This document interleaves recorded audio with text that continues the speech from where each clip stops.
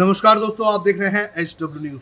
देश की अर्थव्यवस्था पहले ही पटरी से उतर रही थी और ऐसे में कोरोना वायरस ने इस आग में तेल डालने का काम किया।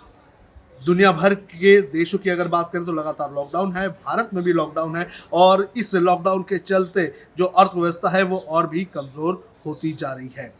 और इसी के बीच आरबीआई गवर्नर शक्तिकांत दास ने आज एक प्रेस कॉन्फ्रेंस की और प्रेस कॉन्फ्रेंस के जरिए उन्होंने बताया कि किस तरह से आरबीआई देश की अर्थव्यवस्था को बूस्ट करने की कोशिश कर रहा है, क्या क्या फैसले लिए गए हैं और क्या क्या बदलाव किए गए हैं। आज हम इस खबर में आपको बताते हैं कि आरबीआई की प्रेस कॉन्फ्रेंस के कुछ अहम हिस्से जो आपके लिए जानना जरूरी है। सबसे पहले बात करते हैं रेपो रेट की। शक्तिकांत दास ने प्रेस कॉन्फ्रेंस में बताया कि जो ब्याज दरें हैं उसके अंदर कटौती की गई है। 0.25% जो है वो रेपो रेट में कटौती की गई है, यानी कि जो रेपो रेट पहले 4% था अब वो 3.75% हो चुका है। और इसके चलते उन लोगों को फायदा होगा जो लोग लोन का ईएमआई भरते हैं, उनके जो इंटरेस्ट है उसके अंदर कटौती होगी। अब इसके अलावा और भी कई बातें आरबीआई गवर्नर ने कही है। उनके मुताबिक भारत का जो विकास दर है वो ग्लोबल लेवल पर काफ़ी अच्छा होगा। उन्होंने बताया कि इंटरनेशनल मॉनेटरी फंड के मुताबिक G20 जो देश हैं उन देशों में भारत सबसे अच्छी तरह से विकास करेगा। इसके साथ साथ उन्होंने ये भी कहा कि ग्लोबल मंदी के बीच भारत की विकास दर पॉजिटिव रहने की उम्मीद है। इस बार के जो विकास दर है उसमें कमी आएगी। आईएमएफ के मुताबिक यानी कि इंटरनेशनल मॉनेटरी फंड के मुताबिक भारत का विकास दर 1.9% रहने वाला है। वहीं कोरोना वायरस के बाद ये उम्मीद जताई जा रही है कि जो भारत का विकास दर है वो 7.4% हो सकता है। तो ये एक अच्छी खबर है कि अगर कोरोना वायरस जल्द से जल्द खत्म होता है तो भारत की विकास दर जो है वो अच्छी स्थिति में आ सकती है। लेकिन इंतजार करना होगा कोरोना वायरस के खत्म होने का, क्योंकि दुनिया भर के कई देशों में इस वक्त लॉकडाउन है और लॉकडाउन की वजह से उद्योग ठप पड़ चुके हैं। $9 ट्रिलियन का नुकसान।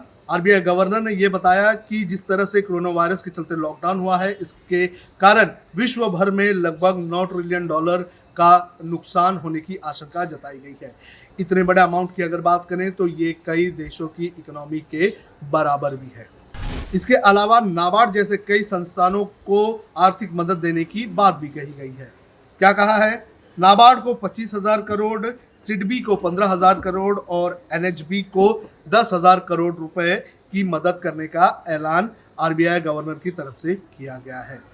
पर्याप्त लिक्विडिटी के लिए निवेश किया जाएगा। ये जो 50,000 करोड़ जो नाबार्ड, सिडबी और एनएचबी को दिए जा रहे हैं उसके जरिए जो मार्केट है उसके अंदर जो लिक्विडिटी है वो लाने की कोशिश की जाएगी। जहां एक तरफ लिक्विडिटी की कमी जो झेल रहा है मार्केट, उसके अंदर कहीं ना कहीं रोक लगाने की ये कोशिश बताई जा रही है। 47,650 करोड़ विदेशी भंडार हमारे पास है। आरबीआई गवर्नर ने बताया कि 10 अप्रैल तक भारत के पास जो विदेशी मुद्रा भंडार जो है वो 47,650 करोड़ डॉलर है, यानी कि पर्याप्त संख्या में हमारे पास जो है विदेशी भंडार है। देश में इस बार अच्छा मॉनसून होगा।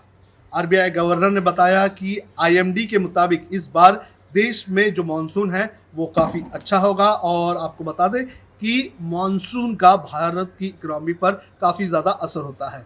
जब देश में अच्छा मॉनसून होता है तो भारत की इकोनॉमी को बूस्ट मिलता है और इसी के चलते इकोनॉमी को के लिए अच्छा मॉनसून होना एक अच्छी खबर मानी जाती है। और जिस तरह से आईएमडी ने आरबीआई को बताया है कि अच्छा मॉनसून होगा, इससे एक अच्छी खबर भारत के लिहाज से तो देखी जा रही है। देश में कैश की कमी नहीं है। आरबीआई गवर्नर ने अपनी प्रेस कॉन्फ्रेंस में ये बताया कि मार्केट में इस वक्त कैश की कोई भी कमी नहीं है। 91% जो एटीएम्स है वो लगातार काम कर रहे हैं, यानी कि लोग पैसे विड्रॉ कर रहे हैं और साथ ही साथ जो बैंक्स है वो लगातार काम कर रही है। तो इससे मार्केट में पैसों की कोई भी कमी नहीं है। और साथ ही साथ जो डेटा बता रहे हैं, डेटा के मुताबिक इंटरनेट बैंकिंग के जरिए अच्छा काम हो रहा है और कई सारी चुनौतियों के बावजूद भी जो एटीएम है वो अच्छी तरह से काम कर रहे हैं। आरबीआई के 150 से ज़्यादा अधिकारी क्वारंटाइन होकर काम कर रहे हैं। आरबीआई गवर्नर ने यह बताया कि ऐसे कंडीशन में भी जो कई क्वारंटीन हुए हैं जो अधिकारी वो भी लगातार काम कर रहे हैं ताकि अर्थव्यवस्था को किसी भी तरह से नुकसान ना हो। इनकी संख्या 150 बताई जा रही है। आरबीआई गवर्नर के मुताबिक 150 ऐसे अधिकारी हैं जो लगातार क्वारंटाइन होकर अपने घरों से काम कर रहे हैं। अब आरबीआई के कुछ अहम फैसलों के बारे में आपको जानकारी दे देते हैं, क्या क्या अहम फैसले लिए गए हैं। राज्यों के जो WMA लिमिट है उसमें 60% बढ़ोतरी की गई है। इसके अलावा आरबीआई ने एनपीए नियमों में बैंकों को 90 दिन की राहत दी है। मॉरेटोरियम की जो अवधि होगी उसे एनपीए में नहीं गिना जाएगा। बैंक मुनाफे से अगले निर्देश तक डिविडेंड नहीं देगी। सिस्टम में लिक्विडिटी को मेंटेन किया जाएगा। बैंक क्रेडिट फ्लो को फैसिलिटेट और मेंटेन किया जाएगा। फाइनेंशियल दबाव को कम करने की कोशिश की जाएगी और मार्केट में फॉर्मल वर्किंग शुरू हो सके, ऐसे उपायों पर भी काम किया जा रहा है। तो ये कुछ ऐसी अहम बातें थी जो आज आरबीआई गवर्नर ने देश के सामने रखी प्रेस कॉन्फ्रेंस के जरिए। और हम आपको सुनाते हैं कि आईएमसी के जो प्रेसिडेंट है उनका इस पूरे मामले पर, इस पूरी प्रेस कॉन्फ्रेंस पर क्या कहना है। IMC RBI governor Shri Shaktikanta Das ji के अनाउंसमेंट का स्वागत करती है।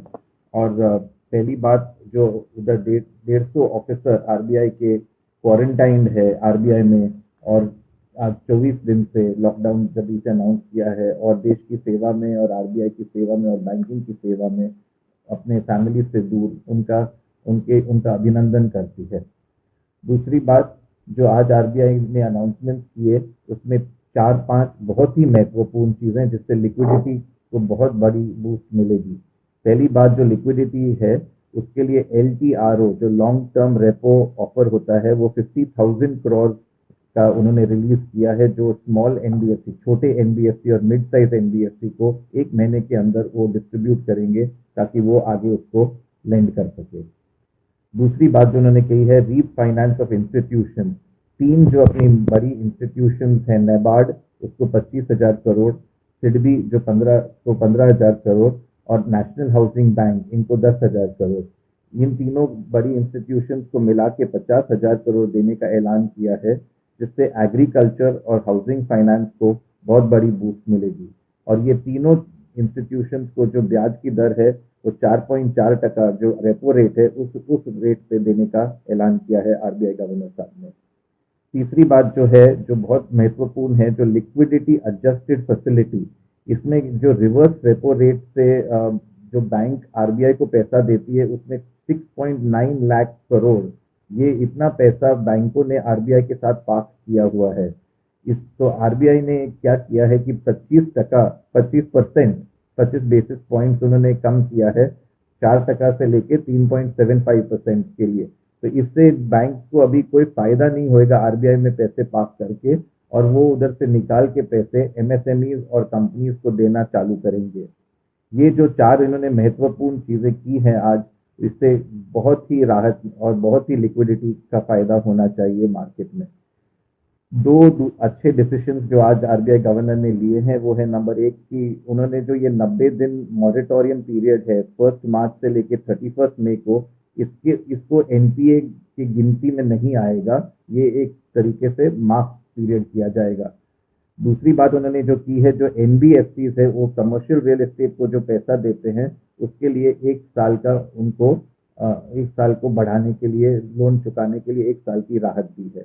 इन सब पॉइंट से आज जो आरबीआई गवर्नर ने किया है इसमें बहुत ही लिक्विडिटी आएगी सिस्टम में, और मुझे लगता है कि अपने जो एमएसएमईज और बैंक और कंपनियों को पैसा की ज़रूरत है वो बैंक के अभी बड़े पैमाने पे दे सकेंगी और इससे इकोनॉमी को बहुत बूस्ट मिलेगा। तो ये खबर थी आरबीआई और देश की अर्थव्यवस्था से जुड़ी हुई। हम उम्मीद करते हैं कि जल्द से जल्द ये कोरोना वायरस का कहर खत्म होगा और जो सभी उद्योग जो है वो खुलेंगे और देश की अर्थव्यवस्था एक बार फिर से पटरी पर आ जाएगी।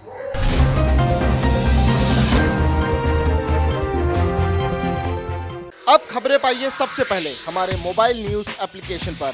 एंड्रॉइड या iOS प्लेटफॉर्म पर जाइए, HW न्यूज नेटवर्क को सर्च कीजिए, डाउनलोड कीजिए और अपनी सुविधानुसार भाषा का चयन कीजिए। खबरों की भीड़ में अपने काम की खबर पाते रहिए। अगर आपको हमारा ये वीडियो पसंद आया है तो आप इसे शेयर करें, फेसबुक पर हमारे पेज को लाइक करें, ट्विटर पर हमें फॉलो करें, यूट्यूब पर ज़रूर सब्सक्राइब करें ताकि आपको हमारे हर खबर की अपडेट मिलती रहे।